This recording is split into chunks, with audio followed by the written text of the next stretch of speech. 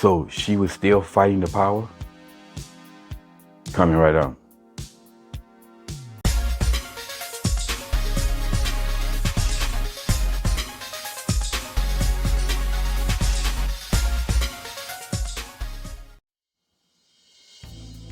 What's up, y'all? Welcome back to Conversations Like You Reason. And as always, I want to say thank y'all for joining me today. So I love iconic scenes and moments in movies and TV shows.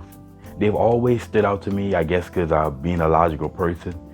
Those moments have always stood out to me. And in a good bit of these shows that I watch, they always have these iconic episodes or these iconic moments in the movies or the show. And they always stood out to me.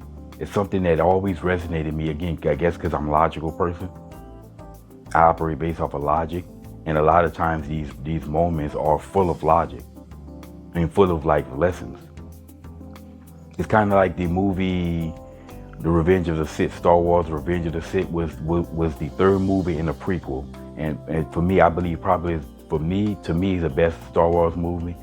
And it basically told us a story of how Darth Vader basically went to the dark side, how he turned to the dark side from the very first prequel to when he was a kid to that third prequel, which we knew was going to happen. It just gave us the story of what we knew that already happened. I thought that was a better movie. But there was one line from that movie that stood out to me, and I remember when I saw it in the movie theaters, when I first saw it, it really resonated with me. And this was the part about when the council was meeting and they gave Palpatine temporary ultimate power, supreme power to do what he had to do to fight against the rebels.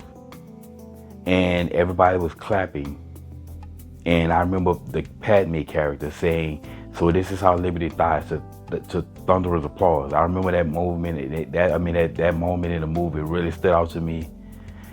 And it was so real because oftentimes when people have given up power like this, very rarely have it just been rescinded and given back. They've always had to fight to get that power back. So that was a very iconic moment to me, and this is where the Republic turned into the Empire that we saw the rebels fighting in the original Star Wars movies.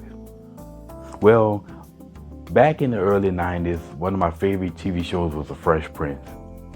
And I remember it came out the first season when I was senior high school, and I was always a fan and still a fan of the series today. But there was an episode, like I say, that really stood out to me and that resonated with me. There was a scene in that episode. Looks like you forgot that. You talk as if I wasn't there with you in Birmingham, facing dogs and fire hoses. This is me, Olafame. The same Olafame that was with you the night Harlem went up in flames. But now I have a family, and I choose not to fight in the streets. I have an office to fight from. And I have fought and won cases for fair housing, affirmative action, health care. And I am not ashamed to write a big fat check for something I believe in. And that doesn't make me any less committed than you. So don't you dare look down your damn nose at me, Adibola.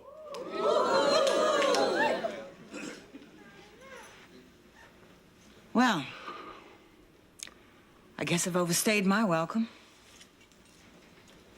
Marge, you are welcome to stay here until you can figure out where you want to go. But if you ever want to stop running, Viv and I'll be here for you.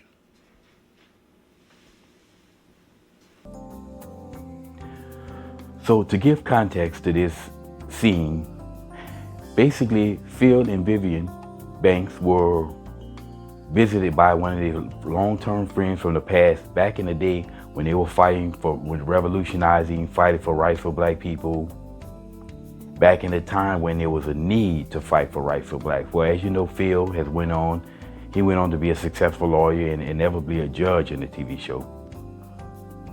And their friend, Marge, I believe, was still fighting this power. That, again, and this is the same thing when I say of black people out there fighting a power that no longer needs to be fought.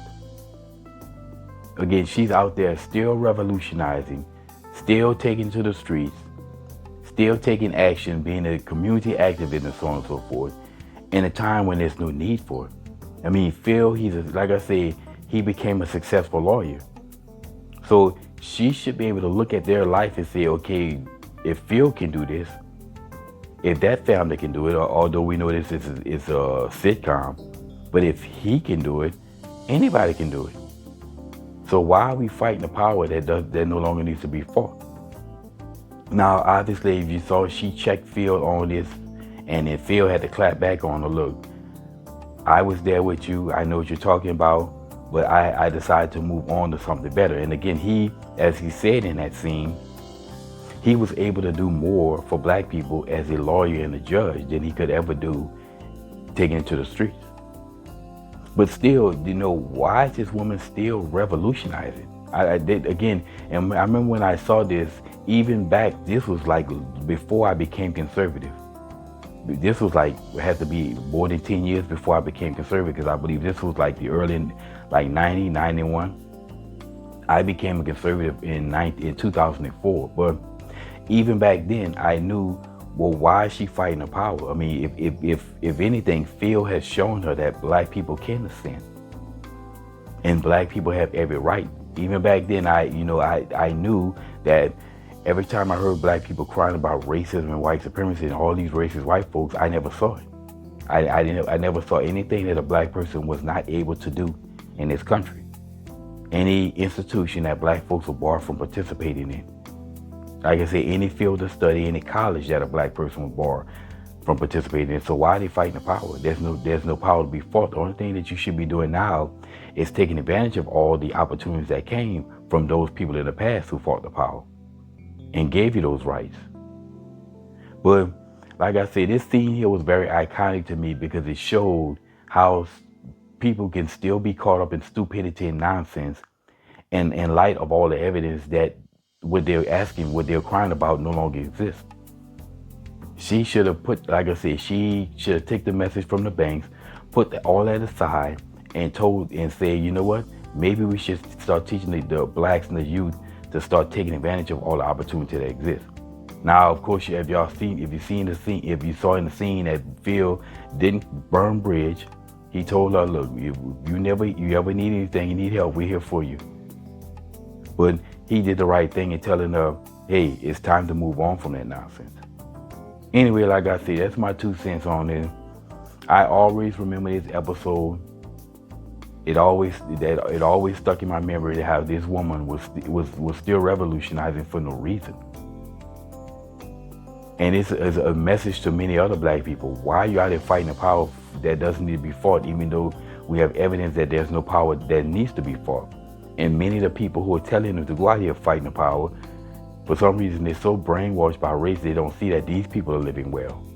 You're gonna let somebody who's living well, he's doing very financial well for himself, living in a white neighborhood, telling you about white supremacy and racism?